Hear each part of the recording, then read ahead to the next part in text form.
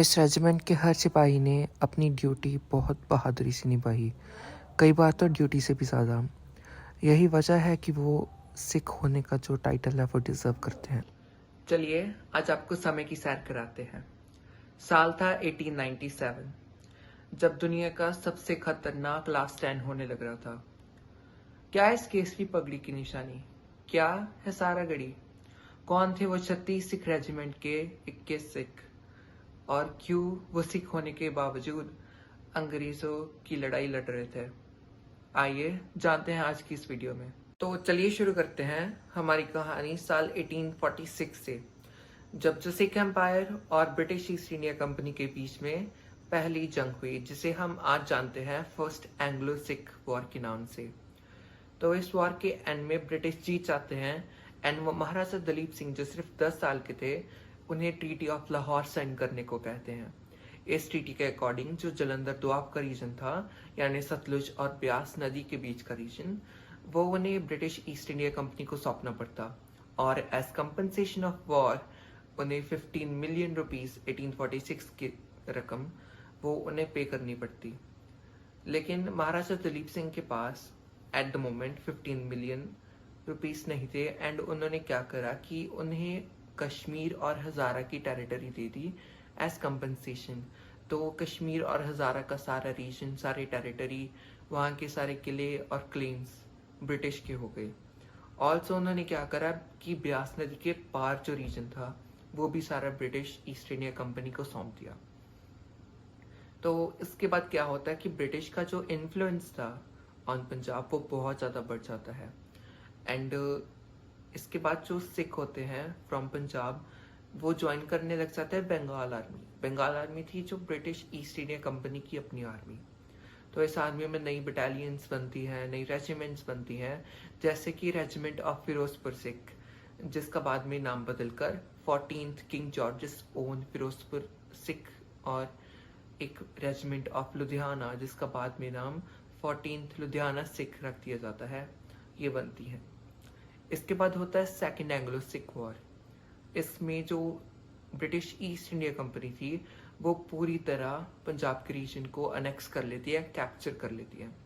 तो इस occupation of Punjab के बाद जो इन्फ्लुएंस था ब्रिटिश का वो पूरी तरह बन जाता है पंजाब रीजन पर। एंड एक इंटरेस्टिंग बात यहाँ पे ये आती है कि जो ब्रिटिश और सिख फोर्सेस थी उनमें म्यूचुअल रिस्पेक्ट थी।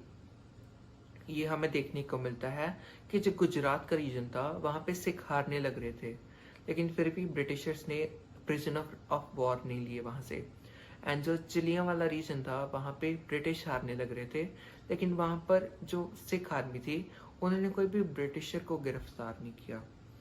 तो ये साइन ऑफ म्यूचुअल रिस्पेक्ट थी एक दूसरे की आर्मीज के लिए।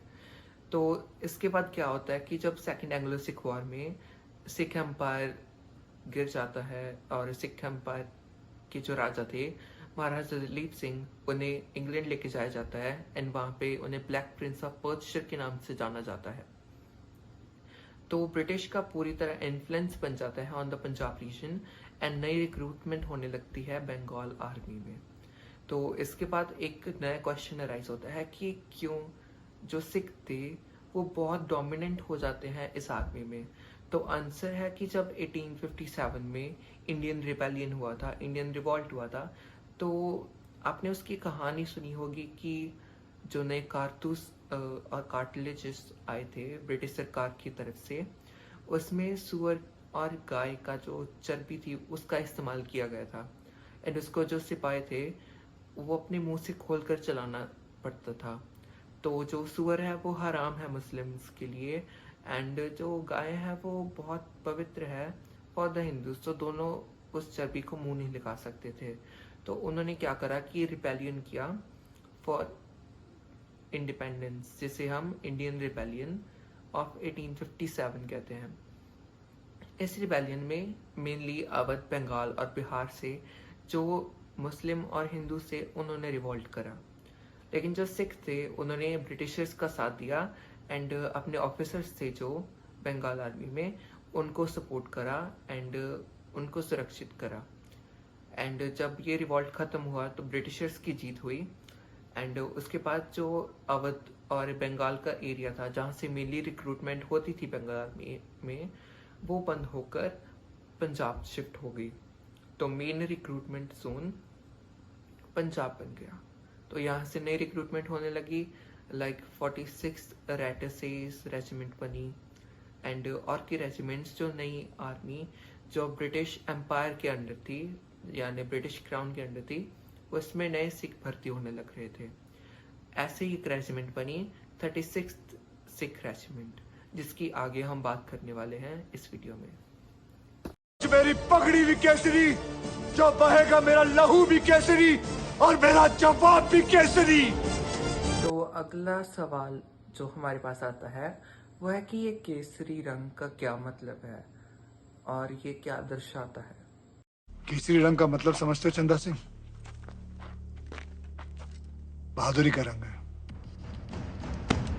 शहीदी का। तो अब हम बात करते हैं 36 सिख रेजिमेंट की और ये रेजिमेंट कैसे बनी। तो वो इस रेजिमेंट को जो कैप्टन एच.आर. होम्स थे, कर्नल एच.आर. होम्स, उन्होंने बनाया था। वो लुधियाना में जाते थे एंड बड़े इंटरेस्टिंग तरीके से जो सिपाही थे उनको रिक्रूट करते थे। उनका जो तरीका था वो था कि वो गांव-गांव में जाकर रेसलिंग के प्रतियोगिता अनाउंस करते थे एंड उनकी कंडीशन थी कि जो भी हारेगा उसे ब्रिटिश आर्मी ज्वाइन करनी पड़ेगी। ऐसे ही उन्होंने बहुत सारे काबिल सोल्जर्स को अपनी रेजिमेंट यानी 36 सिख रेजिमेंट में भर्ती करा एंड इनमें से 21 सिपाही थे जिन्हें इंडियन ऑर्डर ऑफ मेरिट मिला क्योंकि वो सारागढ़ी की जंग में शहीद हुए थे। उनके नाम हैं हवलदार ईश्वर सिंह, नायक लाल सिंह, लांस नायक चंदा सिंह, सिपाही सुंदर सिंह, सिपाही राम सिंह, सिपाही उत्तर सिंह, सिपाही साहिब सिंह, हीरा सिंह, दया सिंह, जीवन सिंह, भोला सिंह, नारायण सिंह, गुरमुख सिंह, जीवन सिंह, गुरमुख सिंह, राम सिंह, भगवान सिंह, बूटा सिंह, जीवन सिंह, नंद सिंह। अब जानते हैं कहानी सारागढ़ी की। तो एक्सप्लेन करने से पहले मैं आपको 3 पार्ट्स में ये एक्सप्लेन करूंगा। पहले की लोकेशन क्या थी, वहाँ की ज्योग्राफी क्या थी। एक्चुअल में सारागढ़ी का रीजन था वो अफगान इंडियन बॉर्डर के समाना रीजन के अंदर आता था। वहाँ तीरा की पहाड़ियों के बीच में 2 मेन किले थे जो ब्रिटिश ट्रूप्स के अंडर थे। पहले का नाम था फोर्ट लॉकहार्ट जिसे मस्तान के नाम से जाना जाता था। दूसरे का नाम था फोर्ट कैबनियारी जिसे गुलिस्तान के नाम से जाना जाता था। तो इन बड़ी फोर्ट्स के आसपास छोटे छोटे पोस्ट बना रखे थे जहाँ से जो ब्रिटिश ट्रूप्स थे वो आसपास के एरिया को कंट्रोल करते थे। तो इन्हीं जो कंट्रोलिंग रीजन्स थे उनमें से एक था सारागढ़ी जहाँ पे सिर्फ 21 सिपाहीस जो थे तैनात थे अंडर द हवलदार ईश्वर सिंह। जो सारागढ़ी था वो गुलिस्तान और लॉकहार्ट के बिल्कुल बीच में आता था। तब के ज़माने में जो कम्युनिकेशन होती थी इतने डिस्टेंस पर वो मोर्स रिफ्लेक्शन के थ्रू होती थी, लेकिन जो गुलिस्तान और लॉकहार्ट था वो बहुत दूर था एंड डायरेक्ट कम्युनिकेशन पॉसिबल नहीं थी। तो जो भी मैसेज था वो गुलिस्तान से लॉकहार्ट जाने से पहले वो सारागढ़ी के थ्रू ट्रैवल करता था। तो बिना सारागढ़ी के ये कम्युनिकेशन बंद हो जाती। तो दूसरी बात हम करते हैं कौन कौन सी टीम्स थी इस जंग में, कौन कौन सी आर्मीज थी जो पार्टिसिपेट करी थी। तो जो ब्रिटिश थे वो उन्होंने इंडिया ऑक्यूपाई कर लिया था 1896 की बात करें 97 की।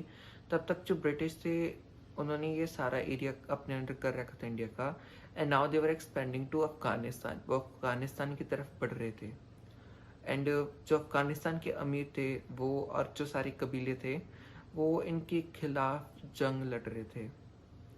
एंड इस समाना रीजन में जो 2 मेन कबीले थे उनका नाम था अफरीदी एंड उरकजाई। ये दोनों मेनली काम कर रहे थे एक मुल्ला के इन्फ्लुएंस में जिसका नाम सैयद अकबर था।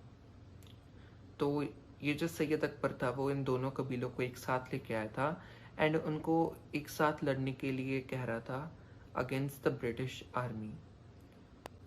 तो तीसरी चीज़ हम देखते हैं कि टर्न ऑफ इवेंट्स कैसे अकॉर्डिंग टू डेट्स ये चीज़ें हुई।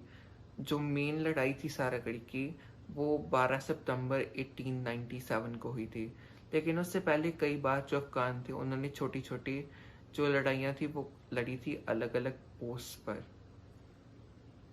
पहली लड़ाई जो हुई थी वो 2 सितंबर 1897 को हुई थी गुलिस्तान फोर्ट पर। एंड एक बहुत इंटरेस्टिंग बात है कि 2 सितंबर को ही जो वहाँ के कंट्रोलर थे, वहाँ के जो कमांडर थे जिनका नाम लेफ्टिनेंट कर्नल हॉटन था, उनकी बेटी का जन्म हुआ था इन ऑक्सफोर्ड इंग्लैंड में। एंड एक और खुशी की बात जो हम कह सकते हैं वो थी कि 1897 ही वो साल था जब क्वीन विक्टोरिया की डायमंड जुबली थी। लाइक क्वीन विक्टोरिया को रानी बने हुए 60 साल हो गए थे, तो पूरे ब्रिटेन में बहुत सेलिब्रेशन का माहौल बन रहा था। बट इंडिया में जो समाना रीजन था जहाँ पे ये फौज तैनात थी, उनको मुश्किलों का सामना करना पड़ रहा था। एंड उसके बाद में दिन आता है 12 सितंबर का। तो जो अफगान फौज थी उन्होंने क्या प्लान कर रहा था कि वो सुबह जो था सारागढ़ी उसको कंट्रोल में ले लेंगे और कम्युनिकेशन ब्लॉक कर देंगे बिटवीन जो गुलिस्तान फोर्ट था और जो लॉकहार्ट फोर्ट था। एंड दूसरी चीज़ उन्होंने प्लान की थी कि शाम तक वो दोपहर तक गुलिस्तान और शाम तक लॉकहार्ट उनके कब्जे में आ जाएगा। बट इस बात की भनक लगते ही जो लेफ्टिनेंट कर्नल थे हॉटन, उन्होंने हंगू खबर भेज दी। हंगू जो था नियरेस्ट आर्मी बेस था इस फोर्ट से, तो वहाँ से जो आर्मी थी उसको भेजने का, डिप्लॉय करने का उन्होंने रिक्वेस्ट करी। तो आर्मी ने कहा कि उन्हें थोड़ा टाइम लगेगा आने को क्योंकि ये रास्ता बहुत मुश्किल था। तो उन्होंने बताया कि वो 13 सितंबर दोपहर 12 बजे तक आ जाएंगे, तो किसी भी तरह से वो तब तक जो ये 3 पोस्ट थी वो उनके अफगानों के हाथ ना लगने दें।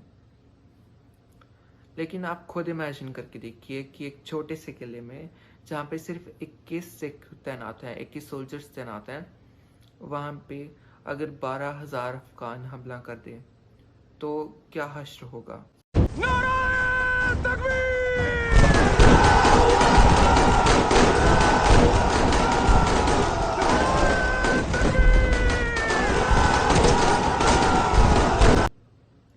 एक नॉर्मल इंसान सोचेगा कि वो कुछ ही घंटों या मिनटों में वो मारे जाएंगे एंड अफगान की जीत हो जाएगी। बट जो असल में हुआ, उन्होंने बहुत बहादुरी से लड़ाई करी एंड अपना स्टैंड बरकरार रखा। डट के सरदारा! और शाम 4 बजे तक वहां पे उन्होंने अफगानों की जीत नहीं होने दी। तो यहाँ से हमें उनकी बहादुरी का पता चलता है कि उन्होंने शाम 4 बजे तक 12,000 अफगानों को रोक के रखा।